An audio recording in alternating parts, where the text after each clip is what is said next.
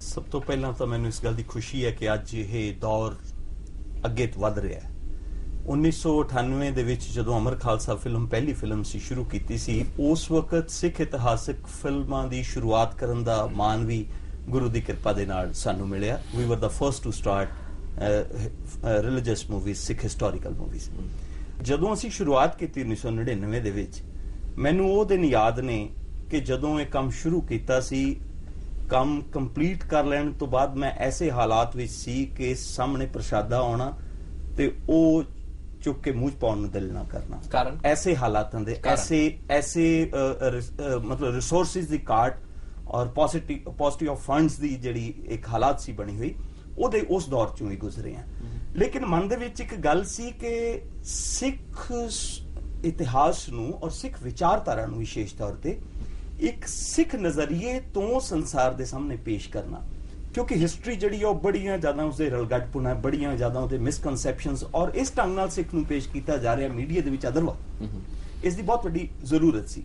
ਸੋ ਜਿਹੜੇ ਹਾਲਾਤਾਂ ਵਿੱਚੋਂ ਸ਼ੁਰੂ ਕੀਤਾ, ਪਹਿਲਾਂ ਬਣਾਉਣਾ, ਰਿਸੋਰਸਿਸ ਆਪਣੇ ਲਗਾਉਣੇ, ਫਿਰ ਲੋਕਾਂ ਤੱਕ ਪਹੁੰਚਾਉਣ ਦਾ ਇੱਕ ਜ਼ਰੀਆ ਬਣਾਉਣਾ, ਉਹ ਵੀ ਉਸਦੀ ਵੀ ਇੱਕ ਇਵੋਲਵਮੈਂਟ ਹੋਈ। ਇਹ ਸਾਰੀ ਚੀਜ਼ਾਂ ਫਿਲਮ ਮੇਕਿੰਗ ਦੇ ਟੈਕਨੀਕੈਲਿਟੀ ਦੇ ਨਾਲ ਜੁੜੀਆਂ, ਜਿਨ੍ਹਾਂ ਤੇ ਆਪਾਂ ਗੱਲ ਕਰਾਂਗੇ। ਬਹੁਤ ਵੱਡੀਆਂ ਚੁਣੌਤੀਆਂ ਨੇ ਫਿਲਮ ਬਣਾਉਣਾ, ਉਹਦੇ ਲਈ ਬਜਟ ਇਕੱਠੇ ਕਰਨੇ, ਫਿਰ ਉਹ ਸਟਾਰ ਕਾਸਟ ਲੈ ਕੇ ਆਣੀ, ਉਸ ਤੋਂ ਬਾਅਦ ਉਸਨੂੰ ਮਾਰਕੀਟ ਕਰਨਾ, ਥੀਏਟਰਾਂ ਦੇ ਵਿੱਚ ਰਿਲੀਜ਼ ਕਰਨਾ।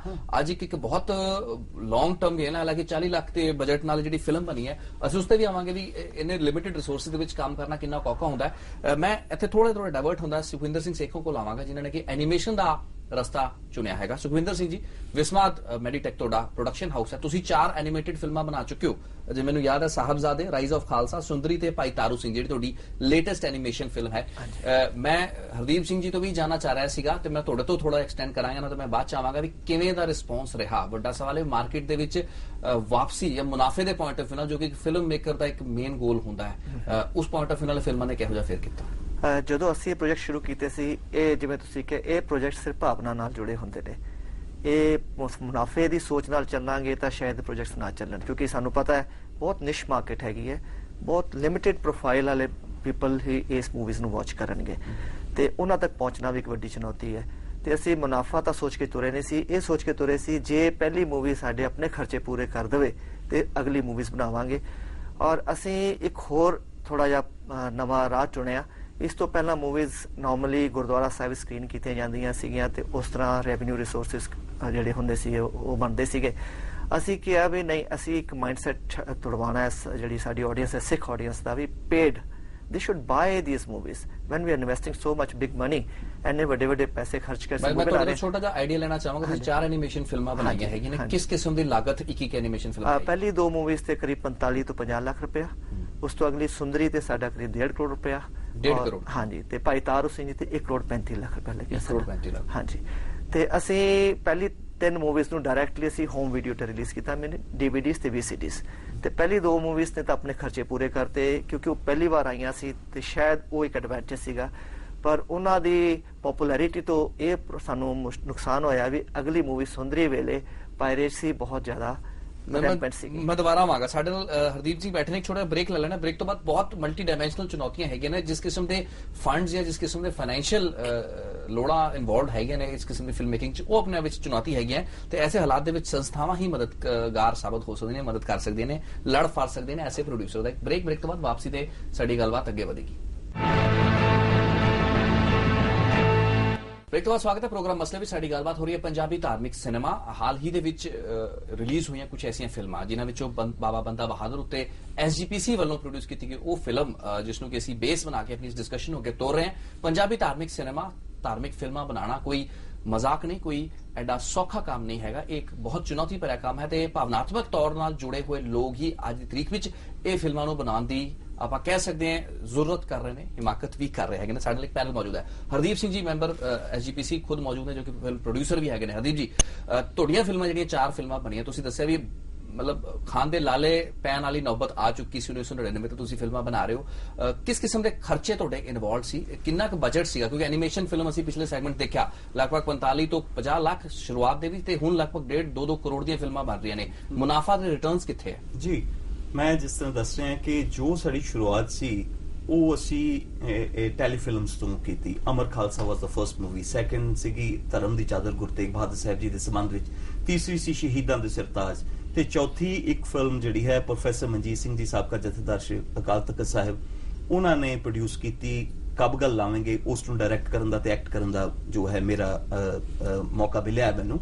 ਔਰ ਜਿਹੜੀ ਚੀਜ਼ ਹੈ ਕਿ ਇਹ ਕੰਮ ਬਜਟਸ ਜਿਹੜੇ ਨੇ ਇਹਦੇ ਭਾਵੇਂ ਹਾਲਾਂਕਿ ਲਿਮਿਟਿਡ ਨੇ, ਸਾਡੀ ਇਹ ਵੀ ਇੱਛਾ ਹੈ ਕਿ ਬਹੁਤ ਵੱਡੇ ਬਜਟਸ ਜਾਵੇ। ਤੁਸੀਂ ਗੱਲ ਕੀਤੀ ਹੈ ਕਿ ਜਿਸ ਤਰ੍ਹਾਂ ਸੰਸਥਾਵਾਂ ਦੇ ਸਹਿਯੋਗ ਤੋਂ ਬਿਨਾਂ ਇਹ ਨਹੀਂ ਹੋ ਪਾਉਂਦਾ। ਫਿਲਹਾਲ at this point in time ਜਦੋਂ ਸਾਡੇ ਕੋਲ ਰੈਵਨਿਊ ਦਾ ਇੱਕ ਬਹੁਤ ਮੈਚੁਰ ਤਰੀਕਾ ਨਹੀਂ ਹੈਗਾ। ਅੱਜ ਤੇ ਗੱਲ ਤੁਰ ਪਈ ਹੈ। ਮੈਂ ਤੇ ਕਹਾਂ ਕਿ ਜਿੱਥੇ ਜਦੋਂ ਸ਼ੁਰੂਆਤ ਕੀਤੀ ਹੈ ਉਸ ਵਕਤ ਤੇ ਕੁਝ ਵੀ ਨਹੀਂ ਸੀ, ਲੋਕਾਂ ਦੇ ਸਮਝ 'ਚ ਹੀ ਨਹੀਂ ਸੀ। ਈਵਨ ਮੈਂ ਗੱਲ ਕਰਾਂ ਕਿ ਜੋ ਸ਼ੁਰੂਆਤ ਇਹ ਚਾਰੋਂ ਪ੍ਰੋਜੈਕਟਸ ਜਿੰਨੇ ਵੀ ਨੇ ਇਹ ਕੋਈ ਵੀ ਕਿਸੇ ਸੰਸਥਾ ਦੇ ਸਹਿਯੋਗ ਤੋਂ ਬਿਨਾਂ ਹੋਏ ਨੇ। ਜੀ ਜੀ ਬਿਲਕੁਲ, ਇਹ ਵੱਡੀ ਗੱਲ ਹੈ। ਬਲਕਿ ਮੈਂ ਇੱਕ ਹੋਰ ਗੱਲ ਕਹਾਂ ਕਿ ਸੰਸਥਾਵਾਂ ਨੇ ਸਮਟਾਈਮਸ ਜਿਹੜੇ ਨੇ ਵੇਖ ਕੇ ਵੀ ਕਈ ਵਾਰ ਰਾਜੀ ਨਹੀਂ ਹੁੰਦੇ, ਇਹ ਵੀ ਗੱਲ ਕੁਝ ਹੁੰਦੀ ਹੈ। ਤੇ ਇਹ ਸੰਸਥਾਵਾਂ ਦੇ ਸਹਿਯੋਗ ਤੋਂ ਬਿਨਾਂ ਵੀ ਚੱਲ ਰਹੇ। ਫਿਰ ਇੱਕ ਹੋਰ ਬੜੀ ਵੱਡੀ ਗੱਲ ਲੱਖੀ ਜੀ ਮੈਂ ਕਹਾਂ ਕਿ ਇਹ ਲੋਕਾਂ ਤੱਕ ਦਿਖਾਉਣ ਦਾ ਫਿਰ ਕੀ ਜ਼ਰੀਆ ਹੋਵੇ। ਅਸੀਂ ਐਸਾ ਮਾਹੌਲ ਕ੍ਰੀਏਟ ਕੀਤਾ, ਲਾਈਕ ਮੈਂ ਇਧਰ ਮਾਲਵਾ ਬੈਲਟ ਦੇ ਵਿੱਚ ਗਿਆ, ਸੰਗਰੂਰ, ਪਾਤੜਾਂ, ਸੁਨਾਮ, ਇਹ ਸਾਰੀ ਬੈਲਟ ਦੇ ਵਿੱਚ ਮੰਡੀ ਦੇ ਵਿੱਚ 5-5 ਦੀ ਗੈਦਰਿੰਗ ਐਟ ਏ ਟਾਈਮ। ਲੋਕੀ ਟਰਾਲੀਆਂ ਤੇ ਟਰੱਕਾਂ ਦੇ ਉੱਤੇ ਆ ਕੇ ਪਿੰਡਾਂ ਚੋਂ 100-100 50-50 ਪਿੰਡ ਦੇ ਵਿੱਚੋਂ ਆ ਕੇ ਇਕੱਠੇ ਬੈਠ ਕੇ ਉਹਨਾਂ ਨੇ ਇਸ ਮੂਵੀ ਨੂੰ ਜਦੋਂ ਵਾਚ ਕਰਨਾ, ਉਹਨਾਂ ਵੱਲੋਂ ਜੋ ਇੱਕ ਮਾਹੌਲ ਮਿਲਣਾ, ਉਸਨੇ ਸਟਰੈਂਥ ਦੇਣੀ, ਰਿਸੋਰਸਿਸ ਨਾ ਹੁੰਦਿਆਂ ਵੀ ਅਗਲੇ ਪ੍ਰੋਜੈਕਟਸ ਨੂੰ ਚਲਾਉਣ ਦੀ ਬੜੀ ਵੱਡੀ ਗੱਲ ਹੈ। ਸੋ ਇਸ ਤਰੀਕੇ ਹੈ ਕਿ ਬਿਨਾਂ ਸੰਸਥਾਵਾਂ ਦੇ ਸਹਿਯੋਗ ਤੋਂ ਜਿਹੜਾ ਇੱਕ ਚੱਲਣਾ ਉਹ ਬਹੁਤ ਔਖਾ ਕੰਮ ਹੈ। ਅਸੀਂ ਇੱਕ ਹੋਰ ਗੱਲ ਨਾਲ ਕੀਤੀ ਹੈ ਕਿ ਜੇ ਸੰਸਥਾਵਾਂ ਦਾ ਸਹਿਯੋਗ ਨਹੀਂ ਮਿਲਿਆ, ਅਸੀਂ ਡਾਇਰੈਕਟ ਸੰਗਤ ਦੇ ਨਾਲ, ਵਿਊਅਰਸ ਦੇ ਨਾਲ, ਇਮੋਸ਼ਨਸ ਰੱਖਣ ਵਾਲੇ ਸਾਡੇ ਵਰਗੇ ਜਿਹੜੇ ਲੋਕ ਨੇ, ਅਸੀਂ ਉਹਨਾਂ ਦੇ ਨਾਲ ਇੱਕ ਤਾਰ ਜੋੜਨ ਦੀ ਕੋਸ਼ਿਸ਼ ਕੀਤੀ ਸੋ ਦੈਟ ਉਹ ਸਾਡਾ ਇੱਕ ਹਿੱਸਾ ਬਣ ਕੇ ਤੇ ਇਹਨਾਂ ਕੰਮਾਂ ਨੂੰ। ਤੁਸੀਂ ਫਿਲਮ ਪਾਲਿਸੀ ਤੇ ਸਰਕਾਰ ਨੂੰ ਰਾਹ ਵੀ ਦੇਣੀ ਹੈ ਤੇ ਮੈਂ ਤੁਹਾਡੇ ਤੋਂ ਉਸ ਐਸਪੈਕਟ ਤੇ ਆਉਂਦਾ ਵੀ ਰਾਹ ਕੀ ਤੁਸੀਂ ਦੇਣ ਜਾ ਰਹੇ ਹੋ। ਹਰਜੀਤ ਸਿੰਘ ਜੀ, ਤੁਸੀਂ ਕਾਫੀ ਭਾਗਿਆਸ਼ਾਲੀ ਮਹਿਸੂਸ ਕਰ ਰਹੇ ਹੋਵੋਗੇ ਕਿਉਂਕਿ ਐਸਜੀਪੀਸੀ ਦਾ ਸਹਿਯੋਗ ਮਿਲਿਆ। ਐਸਜੀਪੀਸੀ ਨੇ ਤੁਹਾਨੂੰ ਇੱਕ ਤਰੀਕੇ ਦੀ ਪੂਰੀ ਸਪੋਰਟ ਦਿੱਤੀ। ਉਹ ਮੋਨੀਟਰੀ ਐਸਪੈਕਟ ਜਿਹਦੇ ਨਾਲ ਕਿ ਹੋਰ ਸਾਡੇ ਪ੍ਰੋਡਿਊਸਰਾਂ ਨੂੰ ਵਾਬਸਤਾ ਹੋਣਾ ਪਿਆ, ਉਹ ਸ਼ਾਇਦ ਚੁਣੌਤੀ ਨਹੀਂ ਸੀ। ਲੇਕਿਨ ਕਿਵੇਂ ਫਿਊਚਰ ਵੇਖਦੇ ਹੋ ਆਉਣ ਵਾਲੇ ਸਮੇਂ ਦੇ ਵਿੱਚ? ਇਹ ਫਿਲਮ ਨੂੰ ਤੁਸੀਂ ਕਿਵੇਂ ਦਾ ਰਿਸਪੌਂਸ ਮਿਲਦਾ ਵੇਖਦੇ ਹੋ ਤੇ ਖੁਦ ਕਿੰਨੇ ਸੈਟੀਸਫਾਈਡ ਹੋ ਟੈਕਨੀਕਲ ਐਸਪੈਕਟ ਨਾਲ ਇਸ ਫਿਲਮ ਦੀ ਪ੍ਰੋਡਕਸ਼ਨ ਦੇ? ਇਹਨਾਂ ਨੇ ਗੱਲ ਬੜੀ ਵਧੀਆ ਕਹੀ ਹੈ ਕਿ ਜਿਹੜੀ ਫਿਲਮ ਆਪਾਂ ਬਣਾਈ ਦੀ ਨਾ, ਉਹ 'ਚ ਸਭ ਤੋਂ ਜ਼ਰੂਰੀ ਭਾਵਨਾ ਔਰ ਉਹ 'ਚ ਬਜਟ ਨਹੀਂ ਦੇਖਿਆ ਜਾਂਦਾ।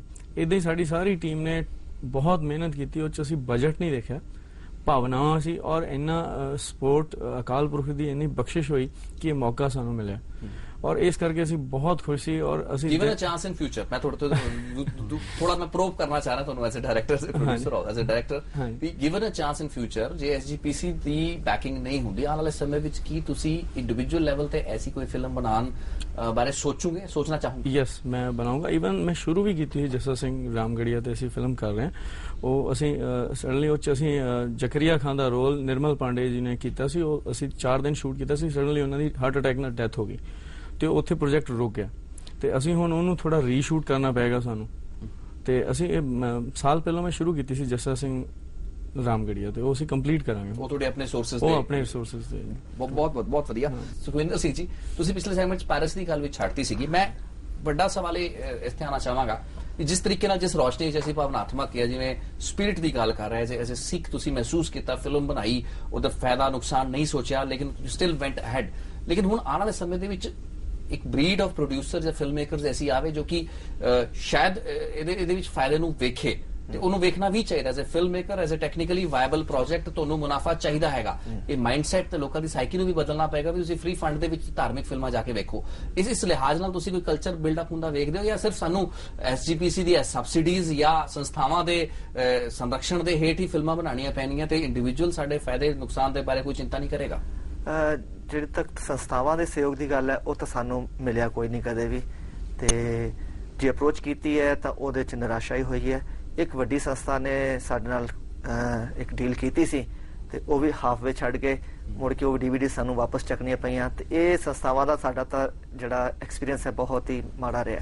ਉਸ ਤੋਂ ਬਾਅਦ ਅਸੀਂ ਸੰਸਥਾਵਾਂ ਵੱਲ ਦੇਖਣਾ ਹੀ ਬੰਦ ਕਰਤਾ। ਜੋ ਹਰਦੀਪ ਜੀ ਨੇ ਗੱਲ ਕੀਤੀ ਹੈ ਵੀ ਜਿਹੜਾ ਆਡੀਅנס ਹੈ ਤੇ ਜਿਹੜੀ ਸਾਡੀ ਭਾਵਨਾਵਾਂ ਨਾਲ ਜੁੜੇ ਹੋਏ ਜਿਹੜੇ ਇਹਨਾਂ ਪ੍ਰੋਜੈਕਟਸ ਨੂੰ ਵੈਲਿਊ ਕਰਦੇ, ਅਸੀਂ ਉਹਨਾਂ ਨਾਲ ਹੁਣ ਡਾਇਰੈਕਟ ਰਾਬਤਾ ਕਾਇਮ ਕੀਤਾ ਹੈ। ਇਹ ਜਿਹੜੀ ਫਿਲਮ ਤੁਸੀਂ ਬਣਾਉਂਦੇ ਹੋ, ਤੁਸੀਂ ਐਨੀਮੇਸ਼ਨ, ਦਰਸ਼ਕਾਂ ਨੂੰ ਮੈਂ ਦੁਬਾਰਾ ਲਿਆਉਣਾ ਚਾਹਾਂਗਾ ਕੁਝ ਪੁਆਇੰਟ ਤੇ ਵੀ, ਐਨੀਮੇਟਿਡ ਮੂਵੀਜ਼ ਬਣਾ ਰਹੇ ਹੈਗੇ ਨੇ, ਖਾਸ ਕਰਕੇ ਸੇਖੋਂ ਸਾਹਿਬ ਜੋ ਕਿ 4 ਐਨੀਮੇਟਿਡ ਫਿਲਮਾਂ ਬਣਾ ਚੁੱਕੇ ਨੇ। ਥੋੜਾ ਡਿਫਰੈਂਟ ਸਵਾਲ ਹੈ, ਐਨੀਮੇਸ਼ਨ ਕਿਉਂ ਤੇ ਕਿਸ ਲਈ? ਟਾਰਗੇਟ ਆਡੀਅנס ਕੀ ਹੈ? ਟਾਰਗੇਟ ਸ਼ੁਰੂ 'ਚ ਇਹ ਸੀਗਾ ਵੀ ਬੱਚਿਆਂ ਨੂੰ ਅਸੀਂ ਟਾਰਗੇਟ ਕੀਤਾ ਸੀਗਾ ਕਿ ਬੱਚਿਆਂ ਵਾਸਤੇ ਐਨੀਮੇਸ਼ਨ ਬਹੁਤ ਪਾਵਰਫੁਲ ਮੀਡੀਅਮ ਹੈ। ਪਰ ਜਦੋਂ ਇਹ ਮੂਵੀਜ਼ ਤਿਆਰ ਹੋਈਆਂ ਤੇ ਅਸੀਂ ਦੇਖਿਆ ਵੀ ਇਹਦੇ ਨਾਲ ਲਾਭ ਸਭ ਨੂੰ ਮਿਲਿਆ। It's across the ages. ਜਦੋਂ ਸਾਡੀ ਮੂਵੀ ਸਾਹਿਬਜ਼ਾਦੇ ਚੱਲਦੀ ਸੀ ਤੇ ਬੱਚੇ ਵੀ ਕੀਲ ਕੇ ਦੇਖਦੇ ਸੀ ਤੇ ਬਜ਼ੁਰਗ ਵੀ ਅਥਰੂ ਕੇਰਦੇ ਸੀ ਉਸ ਮੂਵੀ ਵਿੱਚ, ਕਿਉਂਕਿ ਇਤਿਹਾਸ ਇੰਨਾ ਕੁ ਸਾਡਾ ਸਟਰੋਂਗ ਹੈ, ਇੰਨਾ ਇਹਦੇ ਚ ਭਾਵਨਾਵਾਂ ਨੇ ਵੀ ਅਸੀਂ ਜਿਹਨੂੰ ਪ੍ਰੋਪਰਲੀ ਪੋਰਟਰੇ ਕਰੀਏ, ਚੰਗੀ ਤਰੀਕੇ ਨਾਲ ਸਾਹਮਣੇ ਲਿਆਈਏ ਤੇ ਇਹ ਸਾਡੇ ਤੁਰ ਅੰਦਰ ਨੂੰ ਅਫੈਕਟ ਕਰਦੀਆਂ ਨੇ।